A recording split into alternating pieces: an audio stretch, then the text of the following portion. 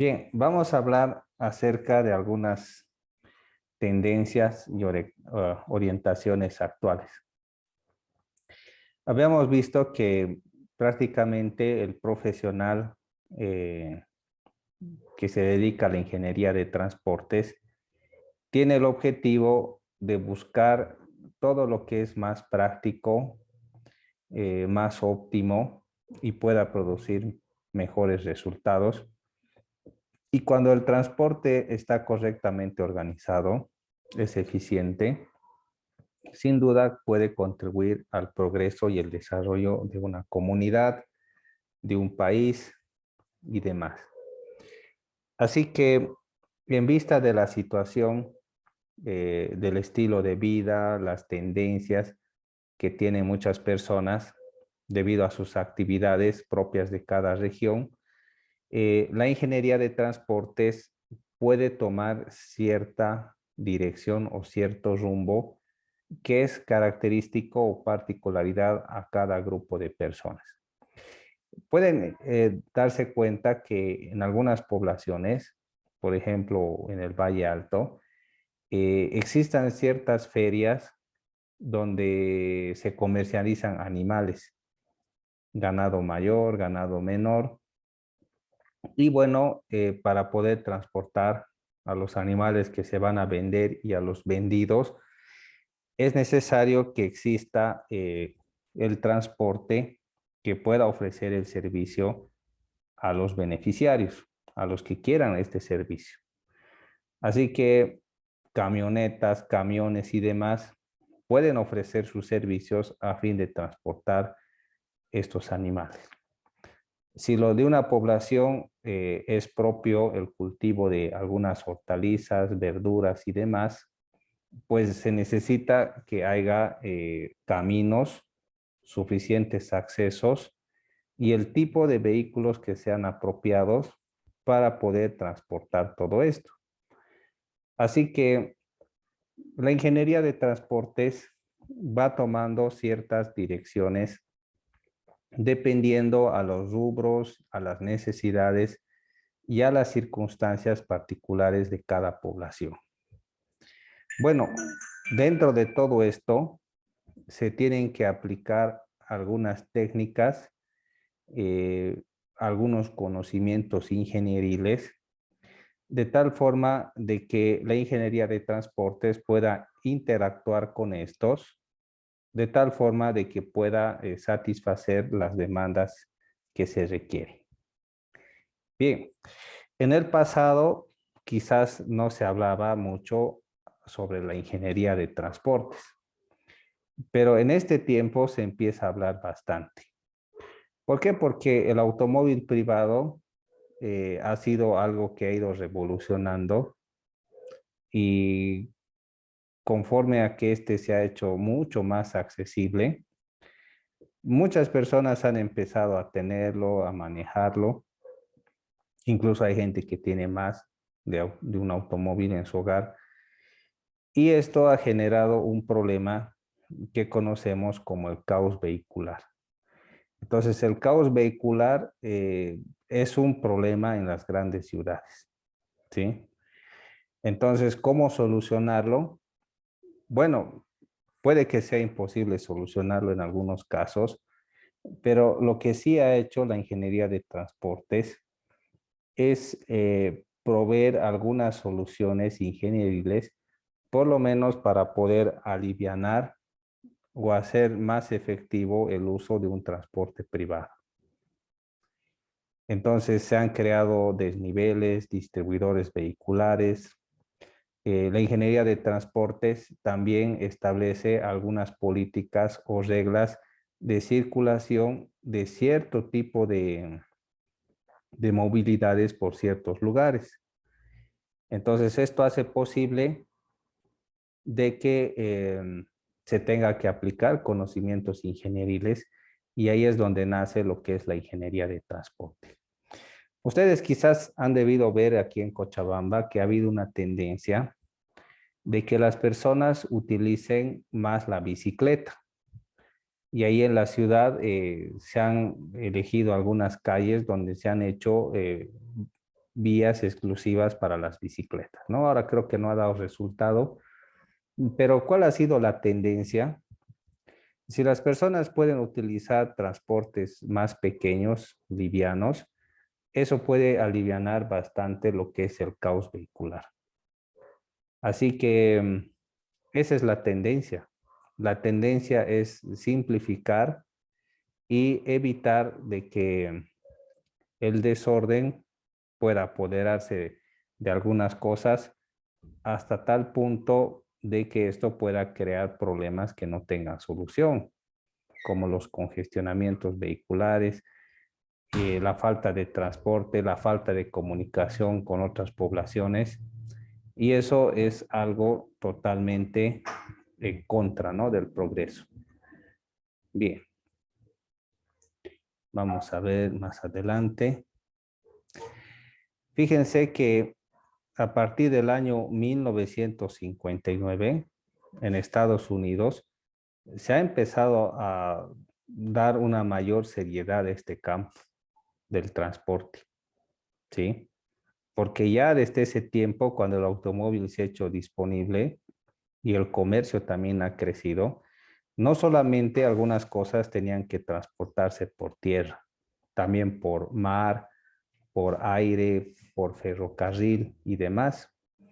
Porque habíamos visto que en el caso de algunos medios de transporte, puede ser más barato transportar algo por ferrocarril que por tierra, por una movilidad, ¿no? Y en algunas cosas puede ser más práctico transportarlas por vía aérea en vez de una vía terrestre, marítima o férrea, ¿no?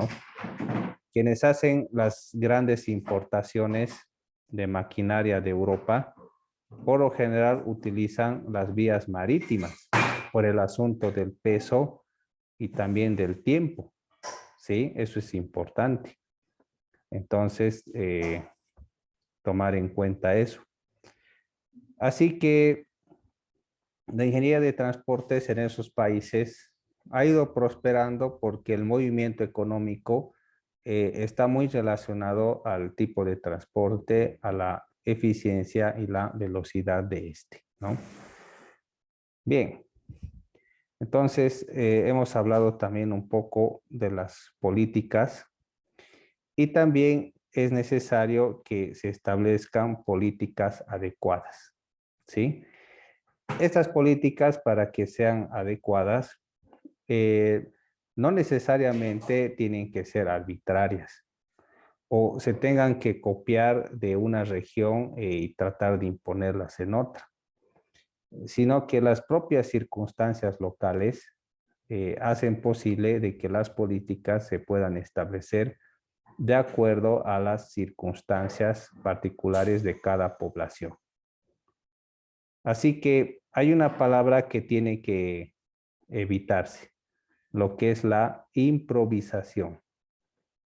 Entonces, cuando ustedes escuchan improvisación, seguramente se les viene a la mente algo que se ha solucionado de forma rápida o espontánea. Pero el problema que tiene la improvisación es de que a largo plazo esto puede producir problemas o puede producir situaciones que pueden estar en contra del propósito general que se quiere lograr y puede ser el principio de algunos problemas que en el futuro puedan traer grandes complicaciones. Entonces, la improvisación es algo que no debe hacerse. Pero para evitar que algo sea improvisado, es necesario que haya un respaldo técnico, estudios, información, tablas, datos analizados, y eso puede ayudar a que se puedan establecer políticas que sean las más adecuadas para lo que es los sistemas de transporte. ¿Sí? Bien.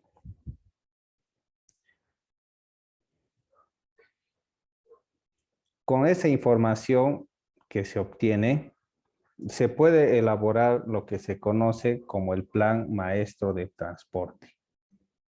Entonces, el Plan Maestro de Transporte establece algunas reglas, algunos parámetros, alguna dirección a fin de que los sistemas de transporte puedan ordenarse y puedan ser herramientas dinámicas en vez de cosas que podrían causar problemas. Ustedes se han dado cuenta que en Cochabamba hay ciertas rutas para el transporte pesado. El transporte pesado no puede caminar por donde quiera, especialmente en el centro de la ciudad. Entonces se han determinado ciertas rutas, ciertas calles y demás destinadas a lo que es el transporte pesado. Y todo eso especialmente se hace para evitar problemas de congestionamiento, caos vehicular y cosas por el estilo. Ahora, veamos algunos principios que son importantes y que perseguimos al aplicar buenas políticas del transporte. A ver, hablemos acerca de la economía. Una pregunta para ustedes. ¿Por qué dirían de que la economía es importante para el desarrollo de un sistema de transporte? ¿Qué dirían ustedes?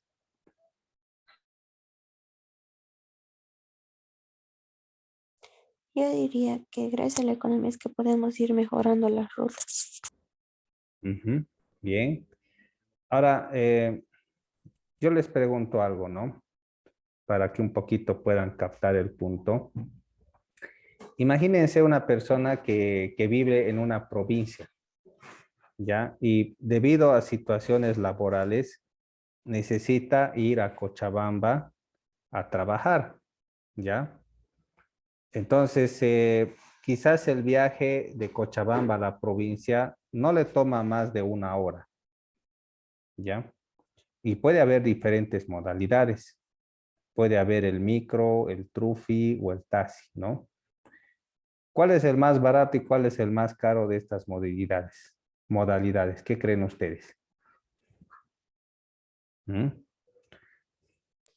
Para la persona que va a trasladarse de un lado a otro, Sí. el micro sería el más barato y el taxi sería el más caro. Ujú. Entonces, si quiere tener rentabilidad, porque dice, ¿no? Yo voy de lunes a sábado todos los días y vuelvo, ¿no? Y 1 peso de diferencia eh, hace la diferencia, ¿no? ¿No es cierto?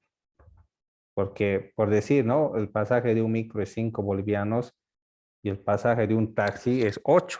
Entonces, esos 3 pesos pueden hacer una diferencia importante.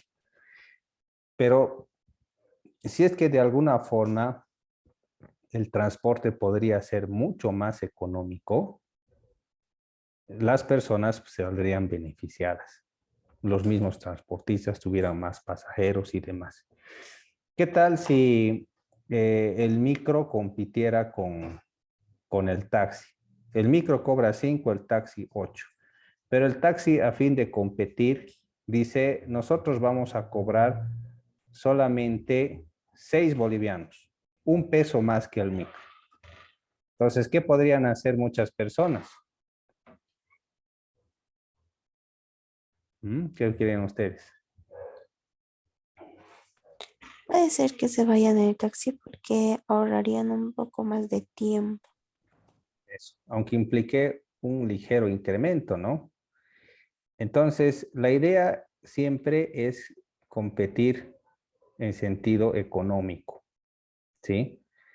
Entonces, el transporte, mientras sea económico, tiene una gran ventaja. Si hablamos de eficiencia, si te permite el micro llegar más cerca que el taxi, entonces uno prefería el micro, ¿no es cierto? Porque le ahorra distancia, tiempo y quizás necesite trasladar cosas, también le ayuda bastante, ¿no? Eficacia, que te ayuda a cumplir exactamente lo que tú quieres. Y también el avance tecnológico es importante, ¿sí? Ah, Bueno, aunque nosotros no podíamos ver esto mucho en transporte terrestre, pero cuando se mejora un camino, cuando se establece ciertas normas de control, eso también contribuye. Ustedes han visto que en bueno, en varios transportes públicos se ha instalado la modalidad del GPS. Ya varios transportistas en Cochabamba tienen el GPS. Ahora, ¿cuál sería la razón de colocar un GPS? ¿Por qué las autoridades insistieran tanto en colocar un rastreador, un GPS? ¿Cuál sería la razón? ¿Habría algún motivo? ¿Se imaginan algo?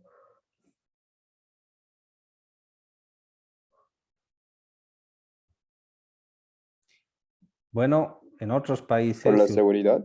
sí, por la seguridad, en el sentido de que no es que el auto se va a perder, ¿no? En el sentido de que no sobrepasen los límites de velocidad. Entonces se puede rastrear la velocidad, ¿no? Con estos aparatos. Y si hay alguno que le gusta pisar el acelerador, entonces se pueden dar cuenta, ha infringido las políticas. Según las políticas de transporte, un transporte público no puede ir a más de 60 kilómetros por hora, pero él le ha metido a 80. Entonces, ese error está en contra de la seguridad y viola las políticas de transporte. Entonces, una forma de poder controlar esto es mediante el avance tecnológico, ¿sí? Se han instalado también catalizadores a los motores a fin de que puedan disminuir la contaminación por el smog. También algunos dispositivos que eliminan el ruido, ¿no? excesivo de los autos y cosas por el estilo. Si ustedes viven al frente de una carretera, entenderán de que el ruido es un gran problema de los autos, ¿no?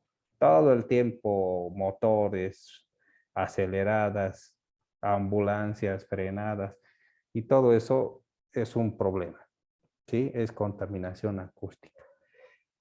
Y demás cosas son los principales principios al establecer políticas. Entonces, la política también dice que los pasajes tienen que estar de acuerdo a la economía de las personas, ¿sí? Y también se tiene que velar por la seguridad. Pero pese a los principios, hay cosas que van primero, y eso se llaman las premisas, ¿sí? Entre estas premisas está de que el transporte sí o sí contribuye bastante al desarrollo económico y depende de recursos disponibles. Cuando hablamos de estos recursos disponibles, nos estamos refiriendo a puentes, nos estamos refiriendo a distribuidores, caminos asfaltados y demás tipo de obras que sin duda pueden ayudar bastante al desarrollo económico. Así que es muy importante que se tengan ciertos requerimientos y recursos para que el transporte pueda ser más eficiente. Bien. Algunos objetivos, fíjense, el principal objetivo, que el sistema de transporte permite el fortalecimiento del desarrollo económico, social y de la competitividad internacional. Ya les había hablado en clases anteriores de que los departamentos más pobres aquí en Bolivia son los que tienen menor conexión de transporte. Tienen poco transporte y por lo tanto su nivel económico es bajo. Por ejemplo, la ciudad de Riberalta, en el Beni, es un centro comercial. Hay mucho movimiento porque hay buenos caminos entre Riberalta y La Paz. Pero si uno se va al otro lado, al oriente, eh, por ejemplo, Trinidad, San Ignacio de Mojos y todos esos lugares, incluso Trinidad siendo la capital, no tiene tanto desarrollo como Riberalta. San Ignacio de Mojos peor, ¿no? También hay otros lugares como Santana del Yacuma que únicamente tienes acceso, ¿no? En temporada seca y no en temporada húmeda. Y son los lugares menos desarrollados, ¿sí? Por el problema de la falta de conectividad. Entonces, cuando no hay conexión, el desarrollo económico cae, ¿sí? No hay desarrollo económico y tampoco social. Y no pueden competir estas personas con productos ni generar economía. Pero para poder lograr esto, hay ciertas cosas que se pueden hacer. Primero, se necesita integrar. Después, se necesita pensar en desarrollo. Hay que buscar soluciones, cosas que se pueden hacer. Y también se requiere infraestructura que es factible. Entonces, mientras más infraestructura haya y se tenga un mayor conocimiento del potencial y de lo que puede lograr una población, entonces el crecimiento puede ser mejor cuando se establezcan esas políticas. Aquí en Bolivia se tiene lo que es el Plan Nacional de Transporte. Entonces, el principal objetivo es generar el desarrollo económico nacional. Para eso hay ciertos programas donde se planea construir infraestructuras destinadas a mejorar el transporte. Podríamos hablar de puentes, podríamos hablar de distribuidores, sistemas tarifarios, mejoramiento de calles, construcción de carreteras, mejoramiento y cosas por el estilo. Incluso hasta se podría promover nuevas modalidades que puedan tener un efecto positivo en el sistema de transporte. O sea que uno no puede seguir con lo mismo, ¿no? Sino que pueden haber nuevas modalidades que pueden tener un efecto positivo. Por ejemplo, esto del tren metropolitano, lo que han instalado en La Paz de los teleféricos y cosas por el estilo. Y dependiendo de las características particulares y la topografía de cada población, se pueden instalar algunos sistemas o modalidades de transporte que pueden ser eficientes